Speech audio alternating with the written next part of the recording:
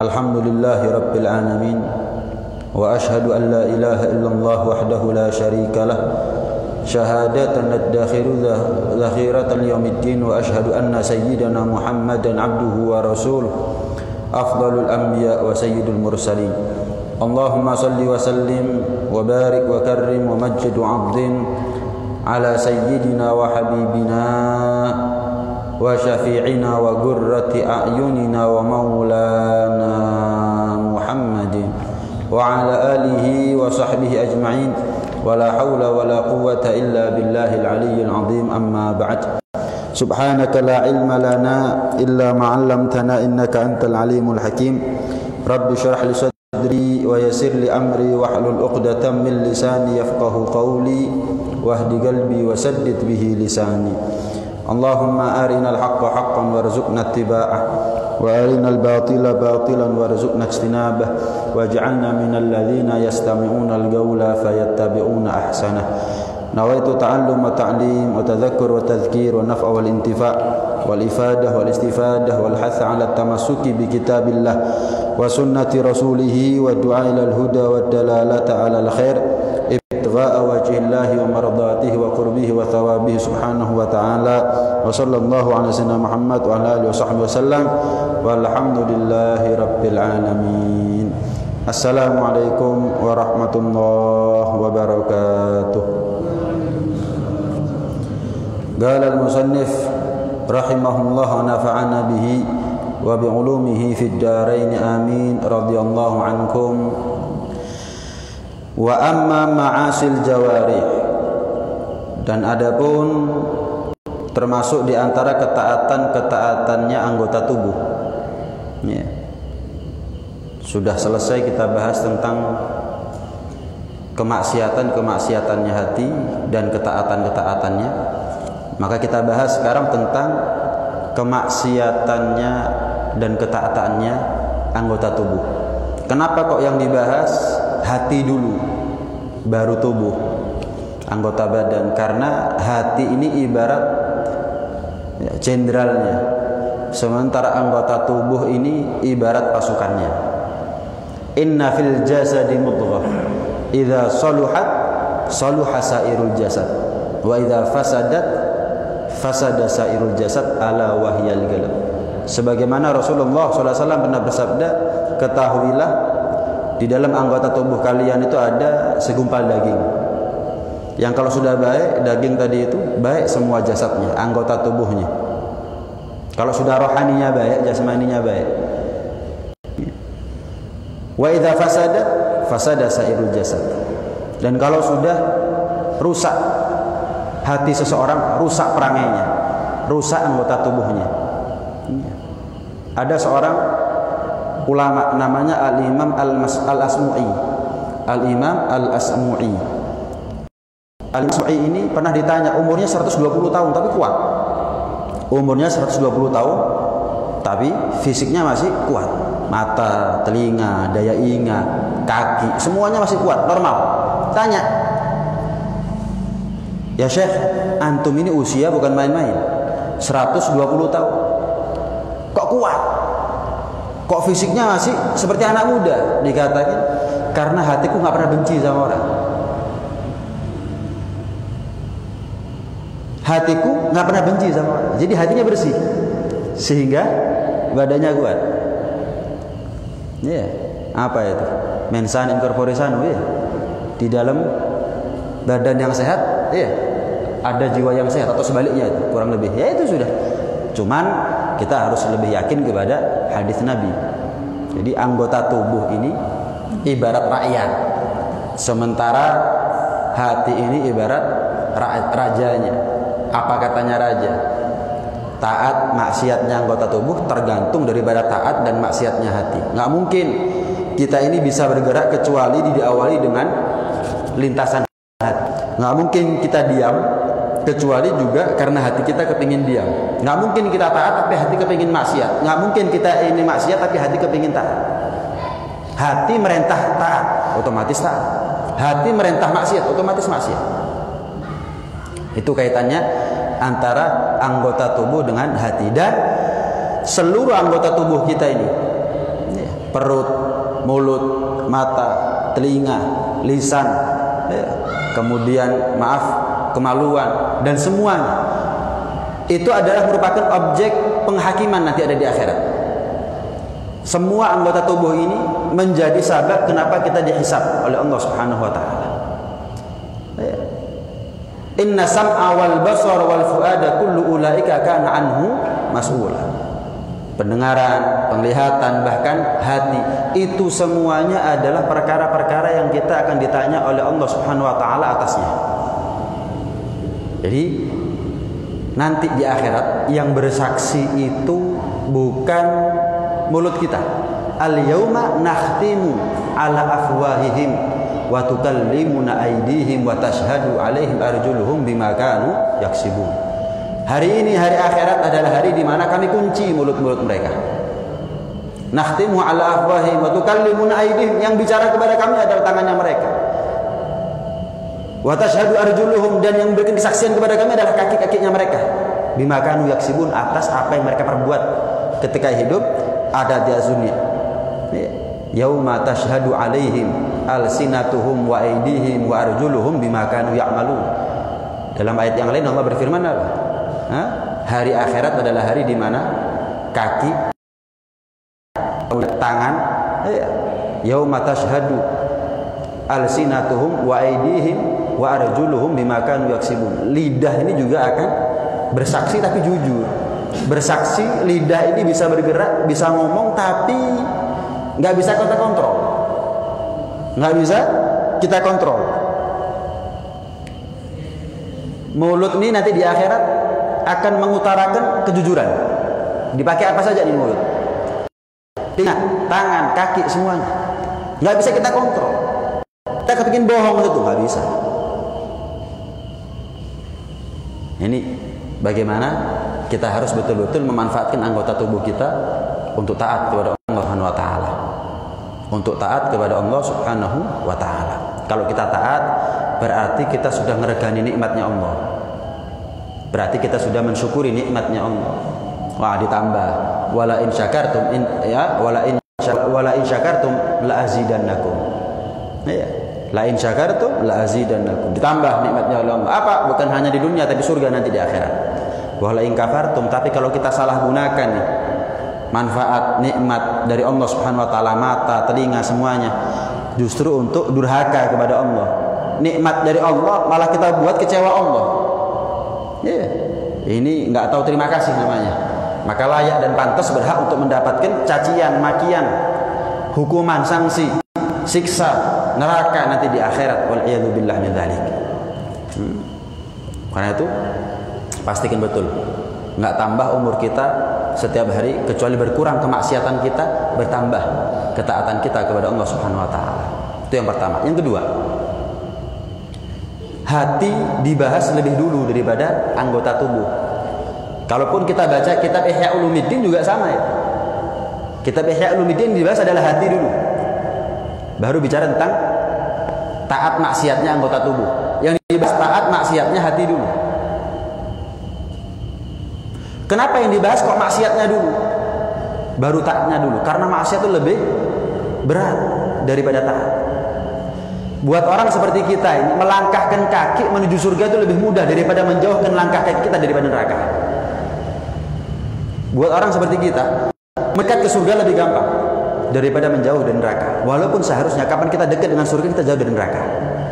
Tapi kapan kita maju semakin dekat kepada surga, setelah itu kadang-kadang kita mundur, atret panjang, atret jauh, yang akhirnya kita kembali lagi dekat kepada neraka. Karena itu berat rasanya. Kalau cuma mendekatkan diri kepada surga gampang, subhanallah, subhanallah, subhanallah. Wah, semakin dekat. Istighfar yang banyak, sedekah 1.000, 2.000, 5.000, 10.000, dekat dengan surga gampang. Ini kita duduk sekarang semakin dekat dengan surga. Tapi pulang belum tentu. Atret kadang-kadang kita mundur. Nah, buat orang seperti kita mendekatkan diri ke surga lebih gampang. Menjauhkan diri dari neraka berat. Buktinya berapa banyak kemaksiatan yang sampai sekarang kita belum mentas dari kemaksiatan tersebut. Ada orang-orang khusus yang sudah kita bahas di minggu yang lalu, orang-orang soleh. Buat mereka sama gampangnya menjauh dari kemaksiatan dan mendekatkan diri kepada ketaatan, gampang. Mendekatkan diri kepada surga dan menjauhkan diri mereka dari neraka sama gampangnya. Artinya kapan mereka taat, pulang nggak maksiat. Hari kemarin lebih baik, hari sekarang lebih baik daripada hari kemarin. Hari lusa pasti lebih baik daripada hari esok. Terus begitu. Tambah dekat, nggak pernah atret, maju terus hidupnya. Semakin dekat dengan Allah Subhanahu wa taala. Karena itu yang dibahas, kemaksiatan dulu baru ketaatan. Thayyib. Dari 7 anggota badan. Kenapa yang dibahas kok wa ma'asil batan? Fa ma'asil batan. Kemaksiatannya perut. Bukan mata dulu yang dibahas. Bukan telinga dulu, bukan mulut dulu, bukan tangan kaki dulu, bukan kemaluan dulu, tapi perut dulu yang dibahas. Nah, ini yang kita bahas sekarang. Karena anggota tubuh kita ini maksiat kalau kita salah makan. Disalah makan itu bukan hanya dalam urusan mules kayak keracunan, buang-buang air nggak selesai-selesai. Bukan hanya itu, salah makan maksiat terus-terusan, bukan hanya buang air terus-terusan. Maksiat terus. Kenapa? Salah makan nih orang. Salah makan. Sampai pernah diceritakan oleh Al-Habib Abdullah bin Husain bin Thahir. Kita faham sifat warok. Warok itu anti dengan perkara yang syubhat apalagi haram. Sifat warok itu bukan hanya berkaitan tentang apa yang kita makan saja, tapi dalam seluruh aspek kehidupan, sifat warok itu menjadi sifat yang penting. Mata warok dari sesuatu yang syubhat, apalagi yang haram. Contoh, kalau ada orang buka HP di sebelah kita, jangan sekali-kali ngelirik. Nggak dapat izin kok. Nah, kalau dia sedang membicarakan satu hal yang privasi, yang buat dia itu adalah rahasia. Nah, kalau dia buka foto itu adalah istrinya dia, anak perempuannya dia yang sudah balik dan seterusnya. Warok. Bukan hanya milih makanan, tapi milih kemana nih mata kita lempar pandangannya. Mulut juga begitu. Jadi warok itu mulai ujung rambut sampai ujung kaki, bukan hanya bicara tentang perut. Kata Al-Habib Abdullah bin Husain bin Thahir mengatakan, sebetulnya sifat warok ini adalah perkara yang penting. Perkara yang penting. Mau nggak mau, bisa nggak bisa, harus bisa kita. Tapi anehnya manusia di zaman sekarang banyak yang meninggalkan sifat warok. Kata Siti Aisyah, innakum lataghfuluna 'anil wara' wa huwa afdalul ibadah. Kalian itu bakal melupakan daripada sifat wara'. Padahal wara' itu adalah merupakan paling afdalnya ibadah. Kalian banyak lupa tentang sifat wara'. Padahal wara' itu adalah paling afdalnya ibadah. Pernah Al-Imam Sufyan Ats-Tsauri, selepas sholat berjamaah di masjid, ada orang tanya kepada beliau, Imam, lebih afdal mana? Sholat di shaf pertama apa sholat di shaf kedua? Sederhana ya pertanyaannya ya. Kita pun bisa jawab itu ya. Shaf pertama sama shaf kedua, yang mana lebih afdal? Jelas shaf pertama ya. Gampang. Pertanyaannya gampang. Tapi jawaban Al-Imam Sufyan Ats-Tsauri jauh dari ekspektasi. Nggak nyongko kalau bakal jawab begitu. Apa itu? Perhatikan apa yang kamu makan, terserah mau sholat di shaf terakhir juga nggak ada masalah. Itu gambaran, bukan beliau mengatakan wis nggak penting masalah shaf, bukan. Percuma kalau kita ini fokus sama hal yang sunnah, tapi nggak hati-hati sama apa yang masuk ke dalam perut, percuma. Mau jadi imam pun kalau ternyata apa yang dimakan adalah haram, percuma. Mending sholat terlambat, tapi apa yang masuk ke perutnya pasti halal. Shaf itu penting, tapi ada yang lebih prioritas daripada itu. Apa itu? Pastikan apa yang masuk ke dalam perut kita adalah apa yang halal. Thalabul halal fardhatun ala kulli muslim. Mencari harta yang halal itu adalah kewajiban bagi setiap muslim. Ibadah ini kata Rasulullah SAW, kalau dibagi 10, 90%-nya fi thalabil halal. Ibadah ini kalau dibagi 10, 9 di antara 10 perkara ini semuanya dalam urusan, dalam kaitan thalabul halal. Gimana caranya kita memastikan diri nggak masuk ke dalam perut kita kecuali apa yang halal. Ya. Kata seorang ulama namanya Al-Imam Ahmad ibn Idris Al-Maghribi, ulama Maroko. Ya, ratusan tahun yang lalu meninggal. Al-Imam Ahmad bin Idris ini mengatakan begini, kita kalau wudhu kan hati-hati ya, memastikan betul gimana caranya basuhan sah. Anggota tubuh yang wajib dibasuh kena semuanya air. Kita kan pasti hati-hati ya sama yang namanya najis. Jangan sampai kalau kita sholat ada najis yang nempel, sehingga kita kalau buang air kecil, buang air besar pasti istinja. Maaf, pasti cebok. Tapi nggak hati-hati sama apa yang dimakan.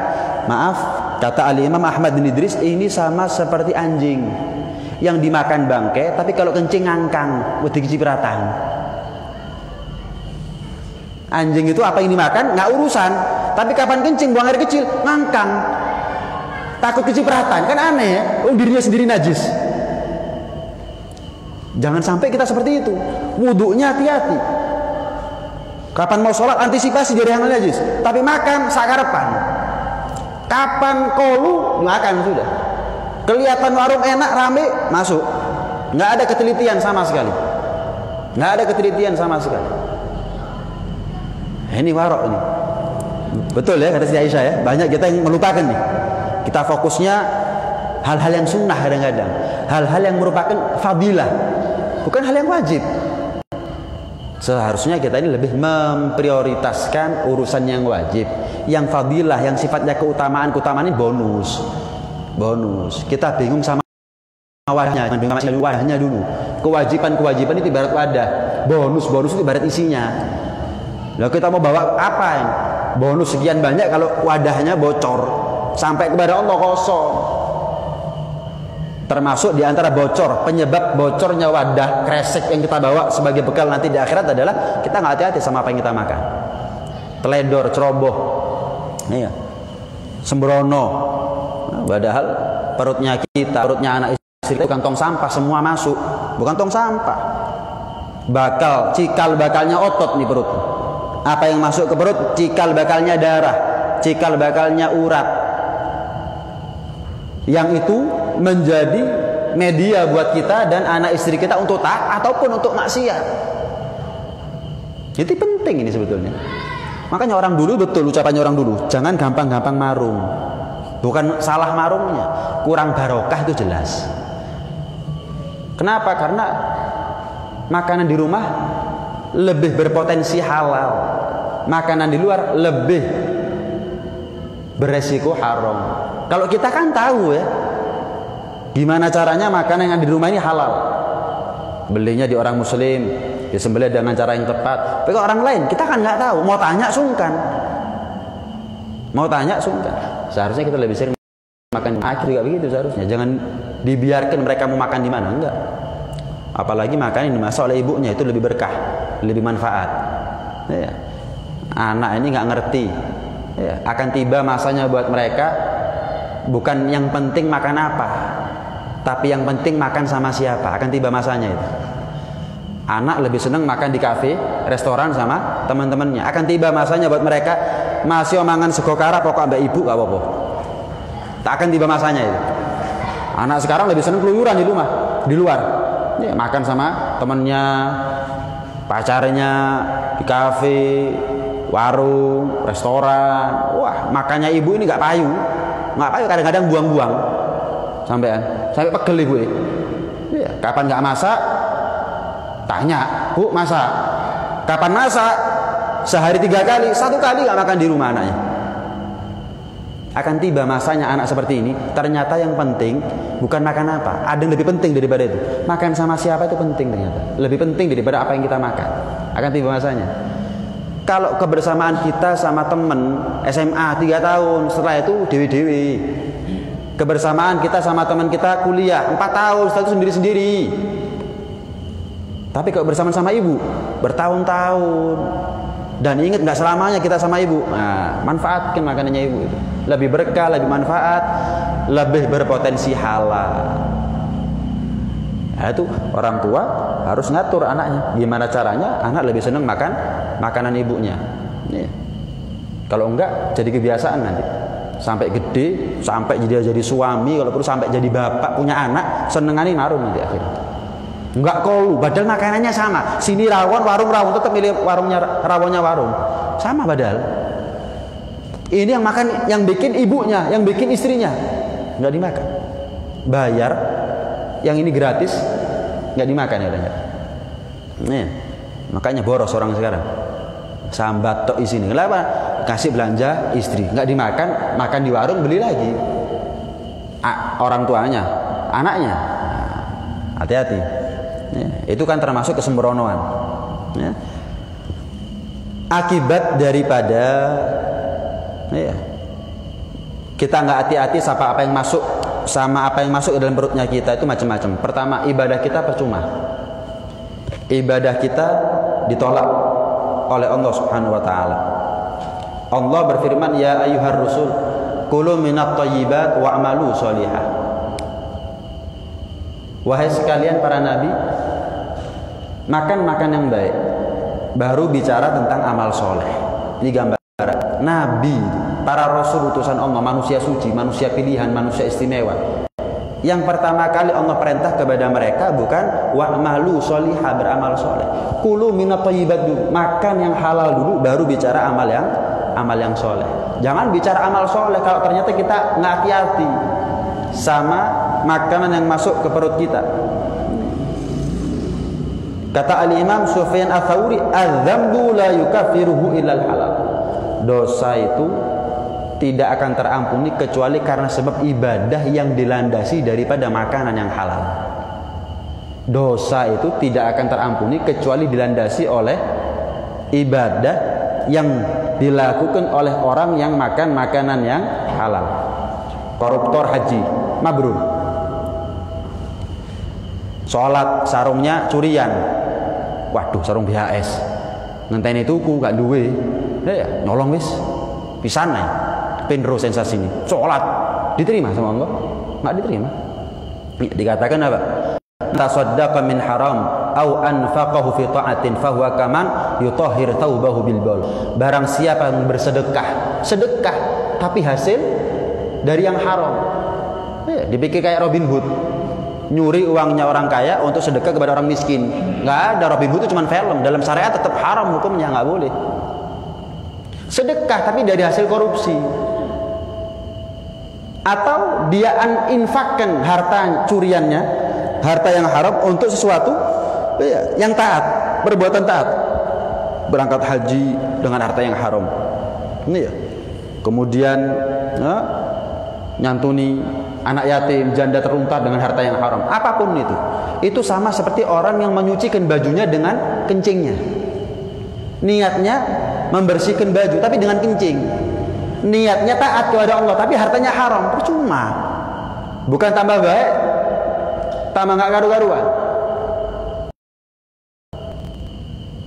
Al-Imam Al-Haddad mengatakan, barang siapa haji dengan harta yang haram, kapan dia mengucapkan labbaik Allahumma labbaik, kata Allah apa? La labbaika alaik wala sa'daik. Nggak ada keberuntungan buat kamu dan nggak ada yang manggil kamu. Hajjuka ghair mabrur, zaduk haram, warahilatuk haram. Nggak ada haji yang mabrur buat kamu.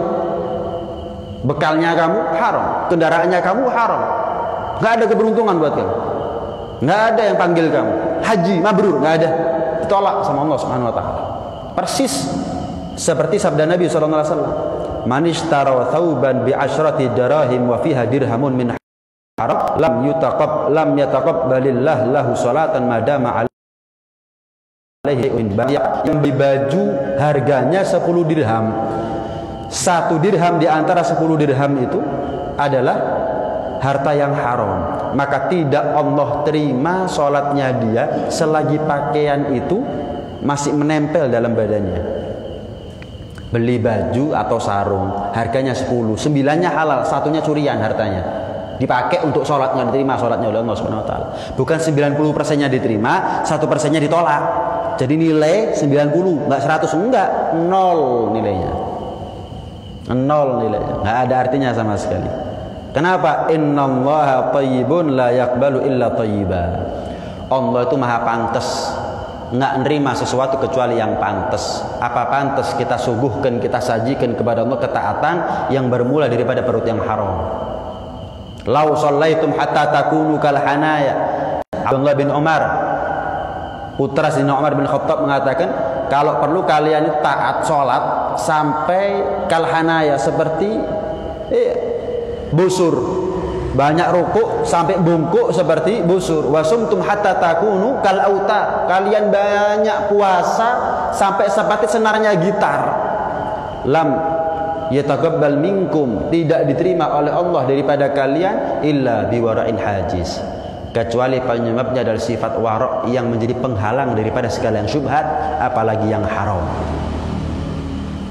Jadi syariat ini melindungi kita sebagai pemeluknya, itu sama seperti orang tua melindungi anaknya dari jurang. Masa orang tua ngomong, nak jangan masuk jurang ya? Bukan, orang tua nggak ngomong sama anak jangan masuk jurang, tapi apa? Jangan deket-deket sama jurang. Mana ada pagar persis, pagarnya jurang persis di tepi jurang, nggak ada. Diambil sekian meter, maju, baru dibuat pagar. Sama, syariat melindungi kita dari neraka, bukan jangan masuk neraka, jangan deket-deket dengan neraka. Makanya namanya wara' bukan anti yang haram, tapi anti yang syubhat. Kenapa? Syubhat itu sudah pagar, udah mepet sama yang namanya jurang. Syubhat itu adalah merupakan pagernya apa yang haram. Kalau kita berani mepet-mepet, jalan dekatnya pagar, hati-hati loh, tergelincir, terperosok nanti. Seneng sama yang syubhat, nggak teliti, ceroboh, sembrono sampai ini, hati-hati loh. Lama kelamaan dia akan enteng untuk makan makanan yang haram, jelas-jelas haram. Minuman yang haram, jelas-jelas haram. Diriwayatkan Allah itu punya malaikat yang berdiri ada di depan Baitul Maqdis. Setiap malam ini malaikat menyeru, man akala haraman lam yuqbal minhu sirfun wala adlun. Selalu seruannya sama mulai dari awal penciptaannya sampai nanti kiamat. Barang siapa makan makanan yang haram, tidak Allah terima ibadahnya. Mau yang wajib, mau yang sunnah, nggak Allah terima. Nih, makanya nggak heran kalau kemaksiatan perut dianggap adalah paling pentingnya, apa yang harus kita antisipasi sedari dini. Belum kita bahas maksiatnya mata, telinga, sudah. Baru maksiat perut yang pertama kali dibahas. Bukan nggak ada rahasianya itu. Kenapa Al-Habib Ahmad bin Zal Habsyi bahas maksiatnya perut dulu? Kenapa? Ini inti dari segalanya. Sebagaimana hati tadi itu, intinya sudah. Hati itu adalah rohaninya. Jasmani kita paling penting adalah perut. Paling penting adalah perut. Ibarat presiden sama wakil presiden, ibarat raja sama perdana menteri. Rajanya hati, perdana menterinya adalah perut.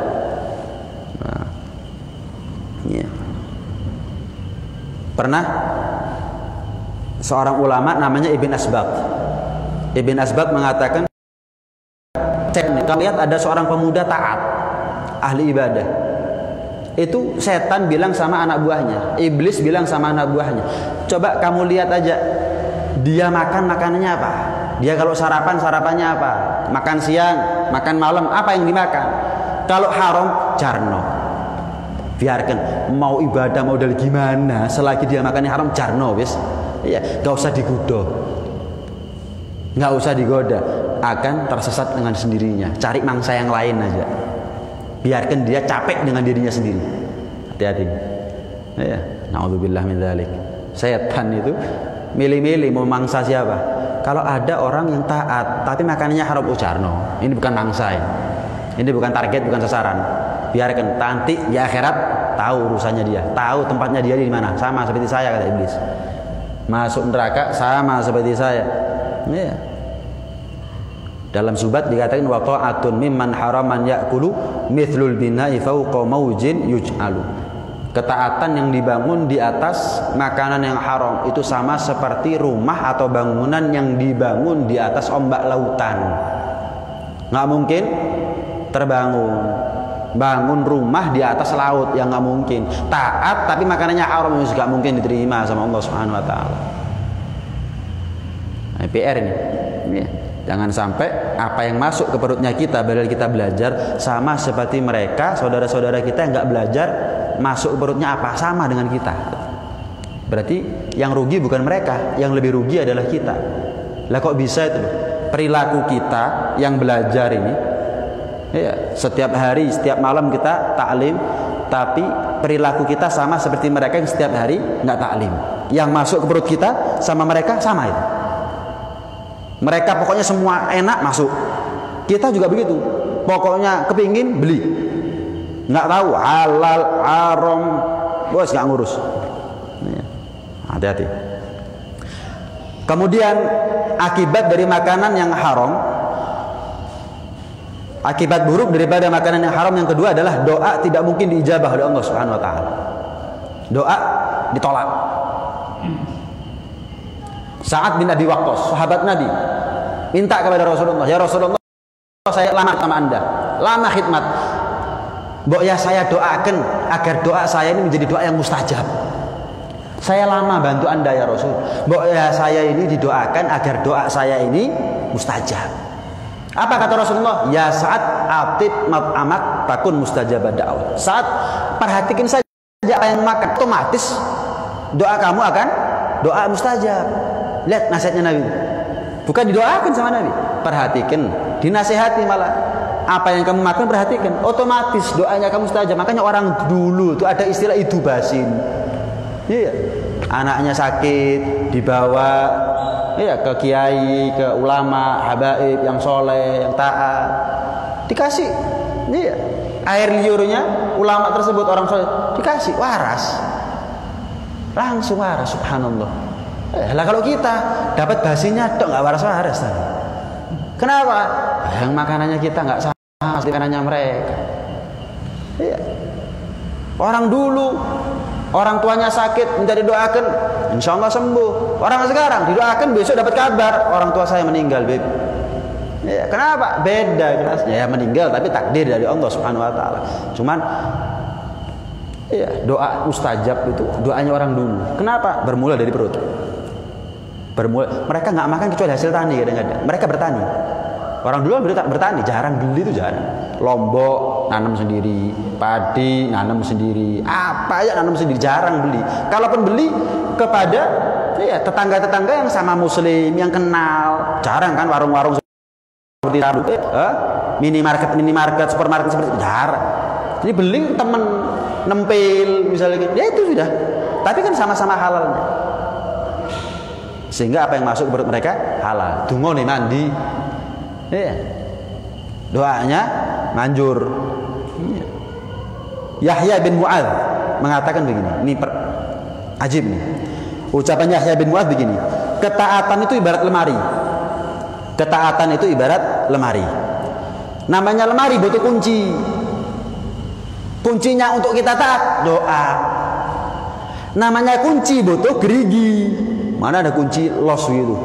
Pasti ada geriginya. Geriginya adalah makanan yang halal. Kalau kita gagal mendapatkan makanan yang halal, berarti dol kuncinya. Kalau sudah dol, ya otomatis doanya nggak didengar. Lah kalau sudah dol buat buka kunci nggak bisa, otomatis taatnya nggak diterima sama Allah Subhanahu wa taala. Jadi intinya lagi-lagi makanan halal. Nggak iso. Jadi PR paling nomor satu buat kita sekarang ini bukan apa-apa. Besok saya pastikan sampai saya mati anak istri saya nggak makan kecuali yang halal. Itu aja. Nanti kita makan malam nih. Nanti malam pastikan halal. Itu kewajiban. Itu kewajiban. Pernah Rasulullah SAW menceritakan ada orang, iya, lagaknya seperti sufi, cuek sama penampilan, zuhud, iya. Kemudian sekali waktu lusuh pakaiannya, berdebu mukanya, ya, rambut nggak kelemis. Sekali waktu sambil menengadahkan tangan langit, ya Rob, ya Rob, ya Rob. Kata Rasulullah apa? Mat'amuhu haram. Orang ini makanannya haram. Wa mashrabuhu haram. Yang diminum haram. Pakaiannya haram. Kenyang dari hal yang haram. Fa anna yustajabulah. Bagaimana mungkin doanya orang seperti ini akan didengar oleh Allah Subhanahu wa taala? Enggak akan didengar. Apalagi kita. Sufi enggak kita. Niru pakaiannya sufi aja enggak kita. Apalagi niru kelakuannya. Ini orang niru pakaiannya sufi, penampilannya sufi. Tapi apa yang masuk ke perutnya haram semuanya, apa yang dia pakai, apa yang dia kenakan haram semuanya, nggak diterima doanya oleh Allah Subhanahu wa taala, kata Rasulullah. Ini gambaran berarti selama ini doa kita nggak diterima kan oleh Allah. Kenapa? Oh, ternyata ada kegagalan terbesar. Ada kegagalan terbesar. Kemudian apa lagi? Akibat dari makanan yang haram adalah akhlak yang rusak. Akhlak yang rusak. Man akalal haram asad jawarihu sya'a am aba alima aw lam ya'lam. Barang siapa makan makanan yang haram, otomatis maksiat anggota badannya. Mau nggak mau, suka nggak suka, otomatis maksiat. Tahu nggak tahu kalau itu maksiat. Jadi ketika kita makan makanan yang syubhat, nggak tahu kalau ternyata ini adalah tapi kita nggak tahu kalau itu haram. Bukan berarti nggak ada efek sampingnya, ada efek sampingnya. Apa itu? Asad jabarihu. Suatu saat dia akan maksiat. Entah dia sadar itu kemaksiatan atau dia nggak sadar kalau itu adalah kemaksiatan. Jadi anggota badan kita maksiat bukan hanya dikarenakan kita sengaja makan yang haram. Walaupun nggak sengaja, nggak hati-hati, otomatis maksiat. Otomatis maksiat. Ya. Al-Habib Zain bin Ibrahim bin Smith mengatakan begini, was-was itu dari setan, dan was-was itu bermula dari gelapnya hati. Gelapnya hati bermula dari gelapnya amal. Gelapnya amal bermula dari makanan yang haram. Kata Al-Habib Zain, berarti selagi kita bisa memastikan apa yang masuk ke perut kita, anak istri kita halal, perut makanannya halal, hati terang.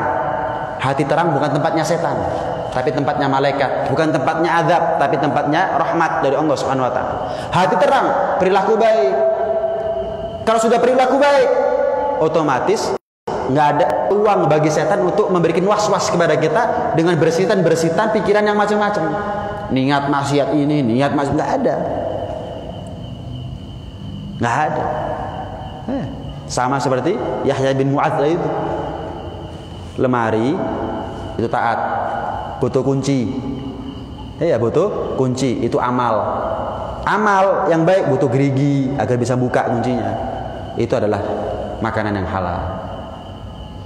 Nah, Al-Habib Ali bin Muhammad bin Husain Al-Habsyi mengatakan, ketahuilah bahwa hati ini bisa terang, bisa gelap. Hati ini bisa terang, bisa gelap. Hati ini menjadi gelap karena sebab makanan yang haram. Dia tahu itu makanan haram ataukah tidak? Dia tahu, sadar, peka, hatinya tambah gelap ataukah tidak? Tetap terjadi yang namanya kegelapan hati. Fatal ya, orang makan yang haram, fatal. Lewis peteng hati. Jangan tanya sudah, mau bisa apa kita dengan ketaatan? Jangan tanya. Salah makan, wis. Jadi jangan hanya 4 sehat 5 sempurnanya tok yang kita perhatikan. Gimana caranya itu juga menyehatkan rohaninya kita, sehingga kunci bisa buka, sehingga doa diijabah oleh Allah Subhanahu wa taala, sehingga hati menjadi terang. Naam.